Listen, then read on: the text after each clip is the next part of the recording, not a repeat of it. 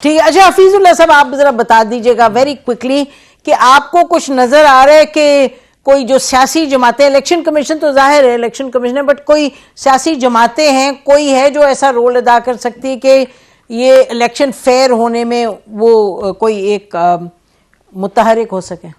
नसीम देखे मेरे तो और मैं क्या बताऊं, ये माशाल्लाह बड़े एक न्याजुल्लाह रईस साहब बड़े मुदब्बर आदमी हैं, बड़े नामवर आदमी हैं। ये मुझे बताएं कि मेरी ये जो सारों ने मिलकर इलेक्शन जो मुलतवी करा रहे थे, ये किसके इंटरेस्ट में था? ना तहरीक इंसाफ के इंटरेस्ट में था, ना नून लीग के इंटरेस्ट में था, ना पीपल्स पार्टी के इंटरेस्ट में था। सारे पार्टनर है।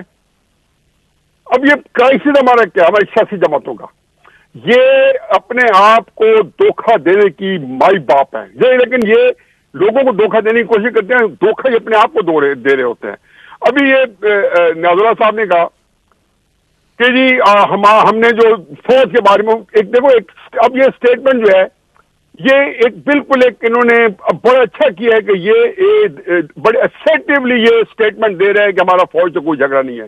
पहली बात तो है, अगर ये इतनी अच्छी बात थी तो 1.5 साल फिर किया क्यों है? और ये जो कह रहे हैं जी कि बादस खराबी बसियार गुंगलू तो मिट्टी झाड़ना, टू लिटिल टू लेट। अगर आपने किया तो आप फौज के लिए तो ये पैगाम रखते हैं, सियासी जमातें क्यों नहीं रखती? ये क्यों नहीं पैगाम पीपल्स पार्टी को, नून लीग को देते कि हम आपके साथ डट के खड़े हैं? आप अगर किसी कोई स्टैंड ले, देखिए क्राइसिस क्या है कि बाजवा 6 साल इस मुल्क में जराइम करता रहा है। 5.5 साल इमरान खान के हिस्से में डालूंगा, 6 महीने में शहबाज शरीफ के हिस्से में डालूंगा। इन दोनों को कबूल करना होगा कि उसके जराइम के शराकत सकतदार थे। अब जब आप एक गलती अपनी कोई नहीं मानने पर तैयार, और फिर खैर बात लंबी हो जाएगी, आपका टाइम नहीं है। मैं एक बात कह दूं, मैं हकीकत बता दूं, नहीं मिलेंगे। मुझे तकलीफ होती है कि इतना बड़ा काम काजी साहब ने किया है, सब कुछ किया है। जो लोग इनको आगे करके फिर रहे थे ना, तहरीक इंसाफ को या पीपल्स पार्टी को किसी तरीके से, या मुस्लिम लीग को, या बाकी इलेक्शन कमीशन को, या फजल रहमान साहब को, उनको मैं 70 साल से मैं जानता हूँ, इतना जानता हूँ, मैं उतना आपको नहीं जानता हूँ। Good luck with that. मेरे हक है कि मैं तजिया करूं। आई कुड बी नहीं, ठीक है, यकीनी तौर पे आप तो सर आंखों पे आपका तजिया। इलेक्शन कराएं, मैं तो लड़ रहा हूं, लेकिन मुझे लगता यह है कि जिस तरीके से ये यकसू हो गया है, तहरीक इंसाफ ने जिस तरीके से हिस्सा डाला है, मैं तो उसको यकीन आने पर सिंपली शॉक। और जरदारी साहब बड़े जीरक सियासतदान है, उन्होंने कहा जी 8-10-12 दिन से इलेक्शन लेट हो जाए, हर बंदा 8-10। अच्छा, मेरा ख्याल है आई थिंक कि ये बात आपकी दुरुस्त है हफीजुल्लाह साहब, ये दुरुस्त है कि इलेक्शन डिले करवाना चाहते थे, आपने सब सुना, लेकिन अब हमें लगता है कि the Qazi will have the last word इंशाल्लाह। कि मेरे ख्याल है कि फिर इमरजेंसी का भी इंतजार करो, पीछे को भी इंतजार करें। चले, खुदा करे आप बिल्कुल गलत हो, खुदा करे आप बिल्कुल गलत हो। एक फिक्र की गुंजाइश है, क्योंकि आपके लिए बोल चुके जी क्विकली। हम तो ये कहते हैं कि इलेक्शन हो या ना हो, हमें तो उस प्रोसेस में आने नहीं दिया जा रहा।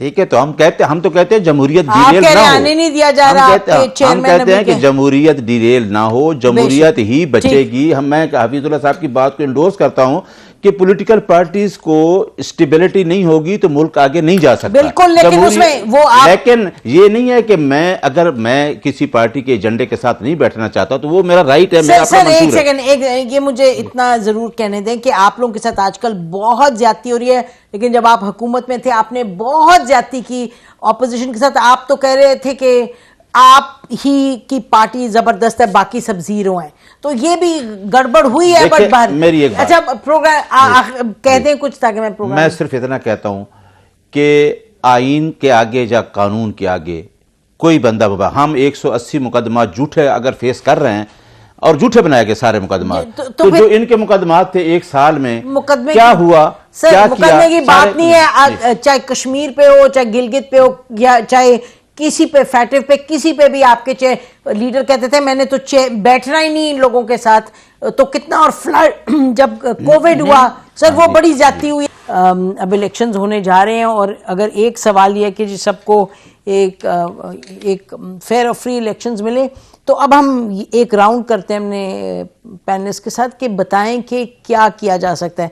पैनलिस्ट में 2 हमारी पॉलिटिकल पार्टी लीडर्स हैं, उनसे भी पूछते हैं कि उनकी क्या कंट्रीब्यूशन, उनकी पार्टी क्या कर सकती है टू इंश्योर के फेयर फ्री इलेक्शन हो सकते हैं या नहीं। जी शैला रज़ा साहब। अच्छा, हमने हर दौर में हर रिजल्ट को एक्सेप्ट किया। मोहतरमा की शहादत हो जाना कोई ऐसी बात तो नहीं थी।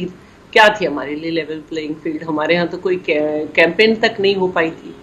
2013 में हमें तालिबान की तरफ से था, किसी पार्टी को हमारी परवाह नहीं थी, बल्कि सब कह रहे थे अपना खमियाजा भुगत रही है। कोई कह रहा था तालिबान रुको, मैं आ रहा हूँ, पीटीआई चेयरमैन ने कहा था अपनी स्पीच में। और 2018 तो जाहिर है कि पीटीआई चेयरमैन को लाना था, हेड ऑप्शन के लाना था। तो नवाज शरीफ साहब को तो हटाया ही गया, जैसे कि आज के कॉलम में जो है सुहेल वड़ाई साहब ने लिखा है। और एक उनकी जो बात थी मैंने पहले कही कि कुछ अरसे बाद ये ना हो कि फिर जजेस बैठे और जो कुछ हो रहा है। तो देखिए, हमने बहुत कुछ बर्दाश्त किया। लियारी से 6 दिन रिजल्ट नहीं आया। जब रिजल्ट आया वो बहुत मुज़ायका खेज था। पीएस की 2 सीटें, जिसके ऊपर एक एनए की सीट थी, एनए की सीट पीटीआई के पास थी, और 2 पीएस की, एक टीएलपी के पास, एक जमात इस्लामी के पास। इसी तरह मैं जल्दी से बस बात कर रही हूँ।